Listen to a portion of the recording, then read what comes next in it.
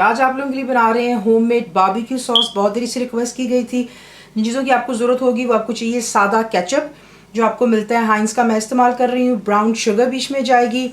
Butter यानी कि मक्खन मैं इस्तेमाल कर रही हूँ अनसॉल्टेड, आप सॉल्टेड भी इस्तेमाल कर सकते हैं। बीच में जाएगा वुस्टरशायर सॉस। हॉट सॉस बीच में जाएगी। अगर आपके पास में सादी है तो वो भी इस्तेमाल कर सकते हैं, या फिर आप चिपलाटे जो होता है उसकी भी हॉट सॉस आपको इजीली मिल जाती है, वो भी इस्तेमाल कर सकते हैं। वाइट डिस्टिल्ड विनेगर जाएगा। गार्लिक सॉल्ट यानी कि गार्लिक जो होता है लहसुन और उसका नमक मिक्स होता है, ये आपको बॉटल्स में मिल जाता है। मस्टर्ड पाउडर या पेस्ट इस्तेमाल कर सकते हैं। अनियन पाउडर आपको चाहिए यानी कि प्याज का पाउडर। क्रश्ड रेड चिली यानी कुटी हुई लाल मिर्चें। सिनेमन पाउडर यानी कि दालचीनी का पाउडर, और साथ में आपको चाहिए होगा थोड़ा सा पानी। आपको दिखाते हैं इसको बनाना ले लीजिएगा। और उसमें तमाम चीज़ें हम यहीं पे मिक्स करेंगे, यानी कि बीच में चला गया बटर, हॉट सॉस चला गया, already wash my hands.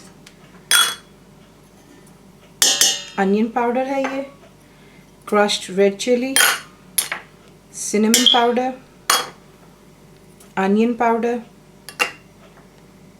Mustard powder, vinegar चला गया,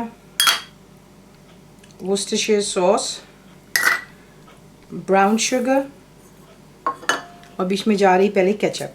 चीज़ें डालने के बाद आपने सिर्फ ये करना है कि फ़िलहाल फ्लेम हाई पर है, बीच में आप चमचा हिलाते रहेंगे और सिर्फ शुगर के मेल्ट होने का और बटर के मेल्ट हो जाने तक आप फ्लेम को हाई रखें। इसमें बॉइलिंग स्टार्ट हो चुकी है। अब आप क्या करते हैं, इसमें हम ऐड करेंगे बिल्कुल थोड़ा सा पानी, क्योंकि इसमें हमने जो कच्ची मिर्चियाँ तमाम चीज़ें डाली हैं उसको भी थोड़ा पकना चाहिए। तो ये देख लें थोड़ा वाटरी हो जाता है। और यहाँ पर ला करके अभी भी फ्लेम हाई पर, और आप इसको जो है एक बॉईल का वेट करेंगे और फिर आपको देख लें बॉइलिंग स्टार्ट हो गई। यहाँ पर आप ला करके चूल्हे को बिल्कुल कर लेते हैं लो पर, यानी कि बिल्कुल हल्की इसके नीचे आंच रखेंगे। और आप अब इसको यहाँ पर यानी कि सिमर कर रहे हैं, ढक्कन नहीं डालेंगे, इसको बिल्कुल स्लो कुक हो जाने दें जब तक कि थोड़ा सा आपका जो है इसकी कंसिस्टेंसी आप देखेंगे कि गाढ़ेपन की तरफ आ रही है। तो इसको आप बीच बीच में हिलाते रहेंगे और स्लो पर इसको बिल्कुल कुक कर देख लें। इसको स्लो कुक होते हुए अच्छा खासा टाइम हो चुका है, पानी तमाम इसका ड्राई हो गया। और आप देख लें इसकी कंसिस्टेंसी जो है गाढ़ेपन की तरफ आ चुकी है। ज़्यादा गाढ़ा मत कीजिएगा क्योंकि जब ये ठंडा होता है तो तब भी ज़्यादा गाढ़ा हो जाता है। और अगर आपको लगता है कि इससे ज़्यादा गाढ़ा हो गया तो आप पानी ऐड करके दोबारा इसको हल्का सा पका सकते हैं कि पानी खुश्क हो जाए। तो ये हो गया यहाँ पर हमारा बारबेक्यू सॉस तैयार। तो इसे अब जो है हम dish out homemade barbecue sauce देखें, इसके अंदर एक ख़ास लिक्विड जाता है जिसे स्मोक लिक्विड कहा जाता है। मुझे लंदन में फ़िलहाल नहीं मिला, अगर आप लोगों को मिलता है तो वो भी ज़रूर ऐड कर लीजिएगा। उसकी वजह से भी आपको ज़्यादा जायका जो है बारबेक्यू का आता है, because it is called smoke liquid, जो बारबेक्यू का इफेक्ट होता है। लेकिन इंशाल्लाह ये बहुत अच्छा बनता है।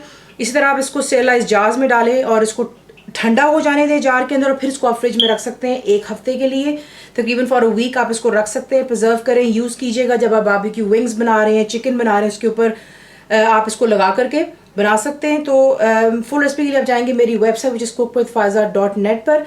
बनाइए तो आपको कैसा लगा, दुआओं में याद रखें। Thank you for watching the video.